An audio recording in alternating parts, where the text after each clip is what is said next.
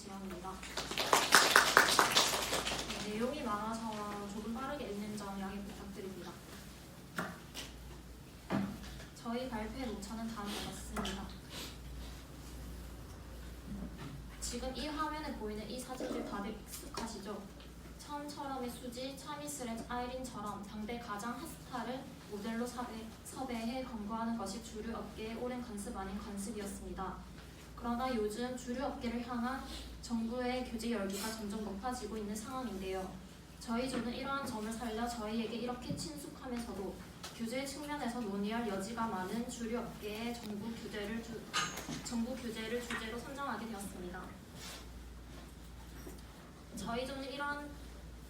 저희는 주류 업계의 정부 규제를 크게 광고 규제, 환경 규제로 나누어 보았고요. 광고 규제는 통신 매체 규제와 연예인 사진 부착 규제 두 가지로, 환경 규제는 페트병 규제를 이유해 페트병 규제, 라벨지 규제, 등급 평가 및 생산자 책임 재활용 제도 분담금, 이렇게 세 가지로 나누어 설명드리고자 합니다. 그리고 각 규제의 사례를 분석한 다음으로는 비슷한 외국의 사례, 규제에 대한 국민들의 여론까지 설명드리고 그것이 사회적 규제인지 경제적 규제인지까지 알아보도록 하겠습니다. 우리나라가 아시아 최고의 주당 국가라는 사실 다들 알고 계셨나요? WHO에 따르면 한국의 연간 1인당 알코올 섭취량은 10.2리터로 보시는 바와 같이 중국과 일본의 섭취량을 훨씬 뛰어넘습니다. 술뿐만 아니라 담배도 굉장히 건강에 유해하다는 사실을 모두들 잘 알고 있습니다. 그러나 보시는 것처럼 2019년 기준 국가 금연 사업은 약 1,388억 원의 예산이 편성되어 있는 반면 음주 폐해 예방 관리 사업 예산은 13억 원 가량으로 100분의 1에 불과한 상황입니다. 그리고 요즘 담배를 사면 이렇게 끔찍한 흡연 경고 그림이 붙어 있습니다. 그러나 소주는 어떤가요? 이렇게 유명 여자 연예인의 사진이 붙어 있습니다. 술병에 연예인 사진을 쓰는 나라도 OECD 국가 중 한국이 유일하다고 하는데요. 담배와 술은 모두 동일한 1급 발암 물질입니다. 그러나 지금 두 발암 물질 사이의 인식 차이는 어떤가요?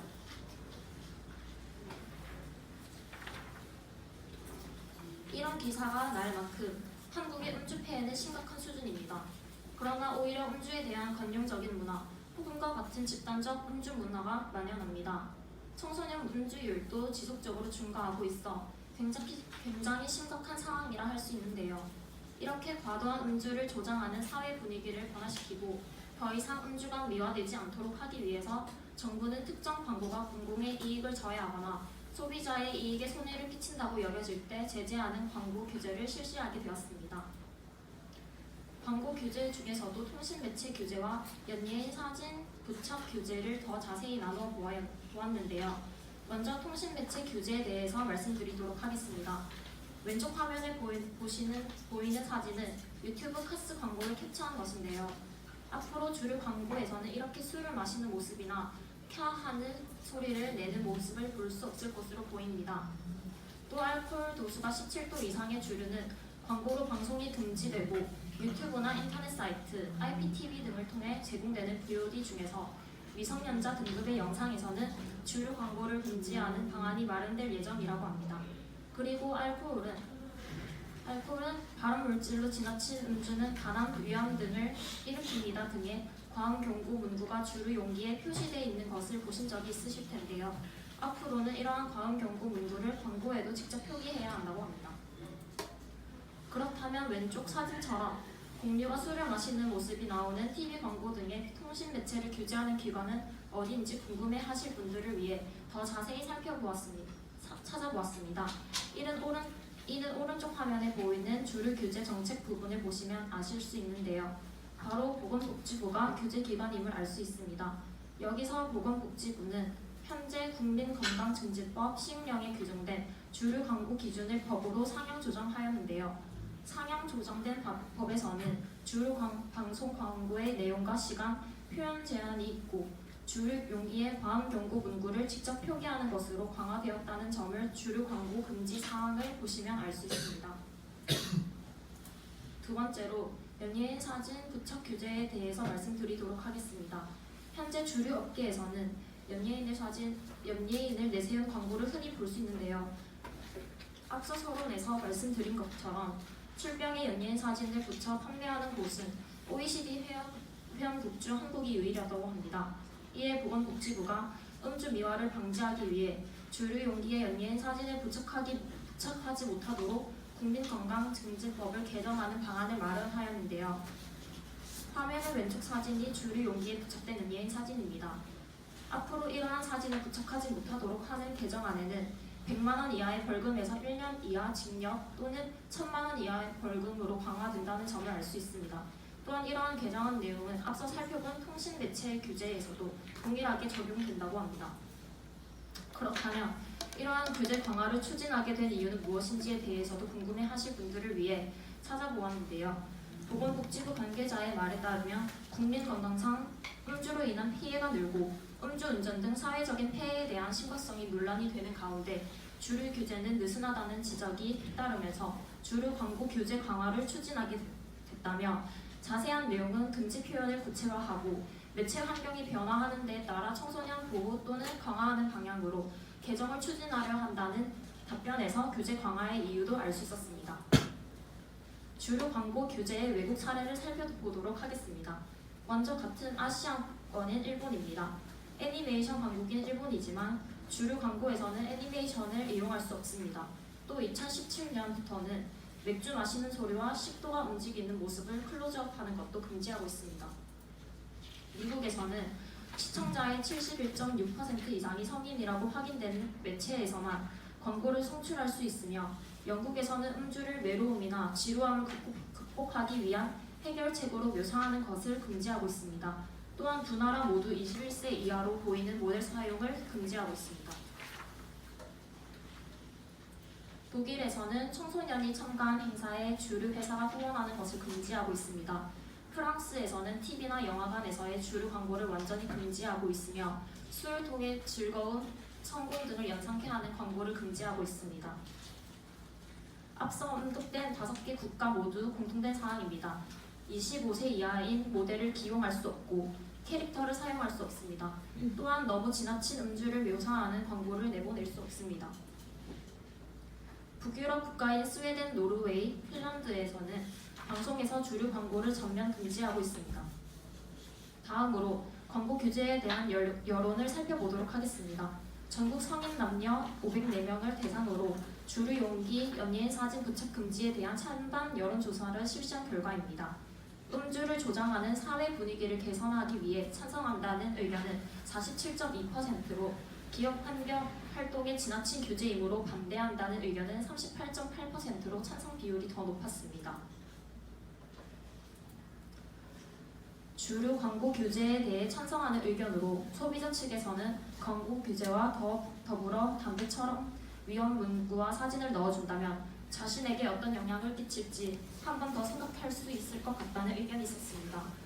오비 맥주 관계자는 내부적으로 건전하게 마케팅을 하자는 분위기라면서 사회적인 공감대를 이끌 수 있는 메시지를 담는 데 더 초점을 둘 것이라고 했습니다. 주류 광고 규제를 반대하는 의견으로는 담배는 유해 성분이 확실하게 있는 반면 술은 요리에도 넣는 음식이지 유해 음식이 아니다라고 생각한다며 정부 차원에서 시행하는 것은 과도하다는 소비자 의견이 있었습니다. 또 처음처럼 관계자는 연예인 사진이 있다고 해서 더 팔리고 덜 팔리고 하는 건 아니지만 그나마 활용할 수 있는 마케팅 도구가 하나 없어지는 것은 아쉽다라는 생각을 밝혔습니다. 다음은 통신매체 규제, 연예인 사진 부착 금지 규제가 어떤 규제인지에 대해 알아보도록 하겠습니다. 크게 사회적 규제나 경제적 규제냐라고 볼 수 있습니다. 사회적 규제는 경제적 규제에 비하여 역사가 짧습니다. 1960년부터 진보적 정치인과 국민단체가 활발히 활동하면서 본격적으로 증가하게 되었으며 신규제라고 불립니다. 사회적 규제는 사회적으로 바람직하지 않은 기업의 행위를 통제하여 환경보호, 생산물의 안전성, 근로자 보호, 자연자원의 보존 등과 같은 사회재를 확보하는 데 초점을 두며 산업보건 및 안전, 환경보호, 자연자원의 보존, 소비자 보호 등을 목표로 합니다. 경제적 규제는 사회적 규제에 비해 긴 역사를 갖고 있어 전통적 규제라고도 불립니다.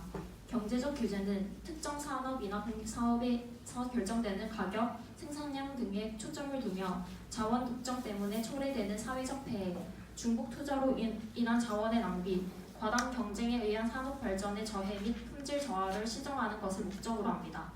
경제적 규제와 사회적 규제는 기업의 행위가 사회적으로 바람직하지 않을 경우 발생한다는 공통점을 지닙니다.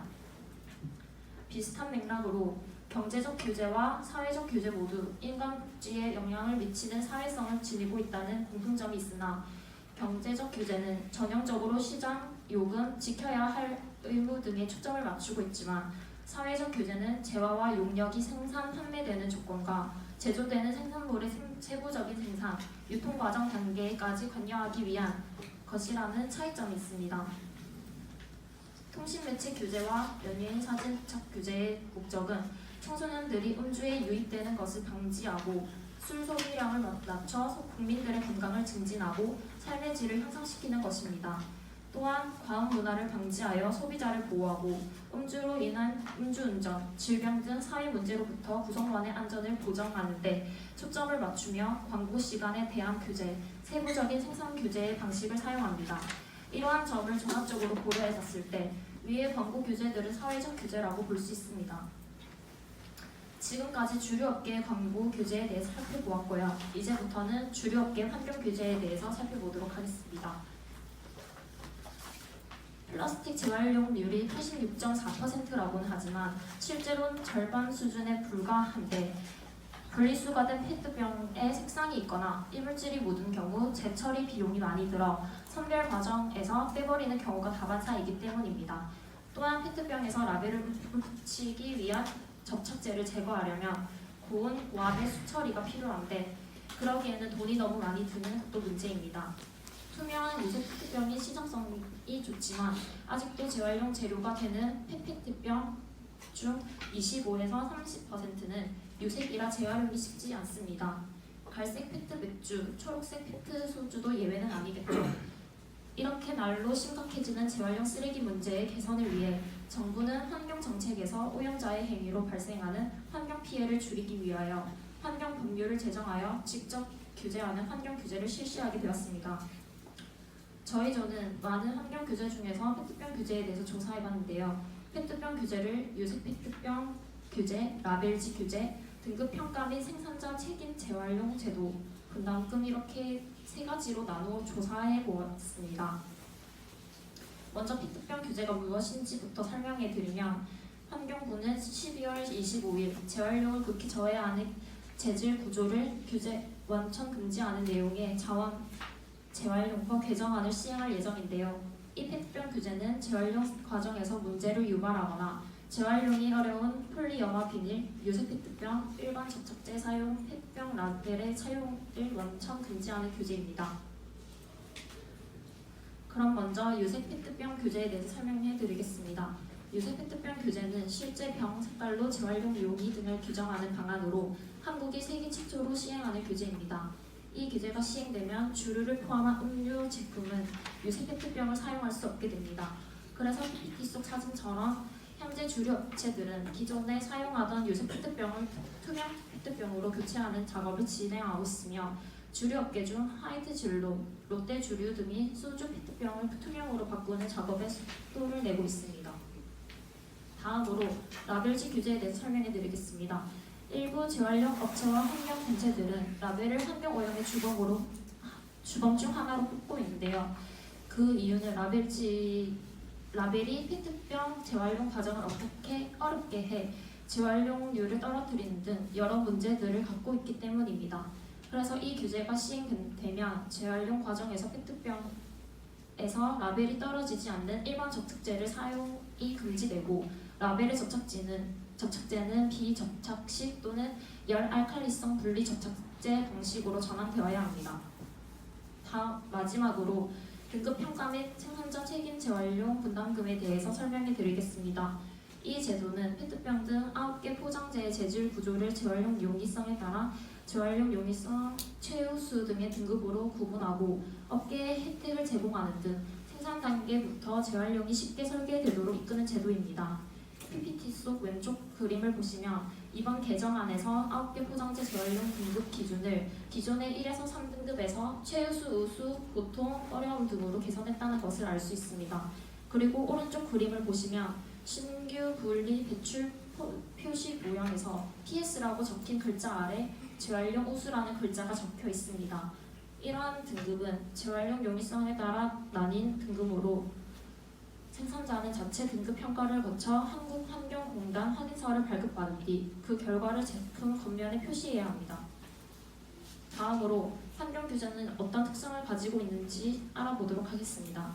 환경 규제는 대표적인 사회적 규제로, 사회적 규제는 앞서 말했듯이 기업의 재화를 어떻게 생산하고 구매자가 제품을 어떻게 사용하는가에 초점을 두고 있습니다.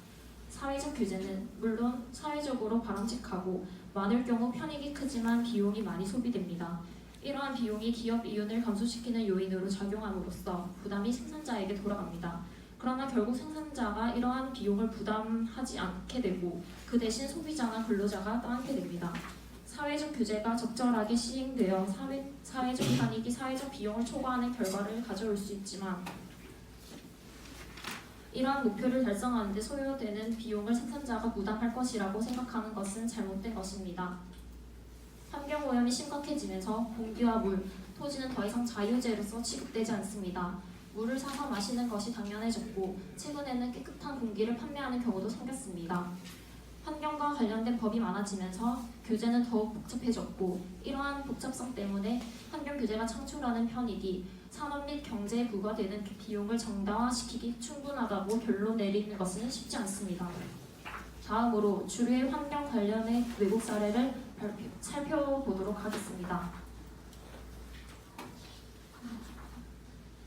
녹색소비자연대 전국협의회가 여러 나라의 코카콜라 라벨을 제거하는 데 시간이 얼마나 걸리는지, 라벨에 이물질이 병에 얼마나 남아있는지 비교해보았습니다. 실험 결과 영국은 7초, 일본은 10초, 한국은 16초, 중국은 8초가 걸렸는데 같은 코카콜라임에도 불구하고 한국에서 판매되는 제품이 비교적 라벨을 제거하는데 시간이 오래 걸렸는데 이는 한국에서 라벨지에 일반 접착제를 사용하는 반면에 외국에서는 수용성 접착제나 절취선이 있는 라벨지를 사용했기 때문입니다. 다음으로 주류의 환경 관련 규제에 대한 여론을 살펴보도록 하겠습니다. 주류 업계에서는 병 색깔로 재활용 여부를 규정하는 것은 세계 유일한 규제로 산업 특성에 고려하지 않은 탁상 행정이라고 말했습니다.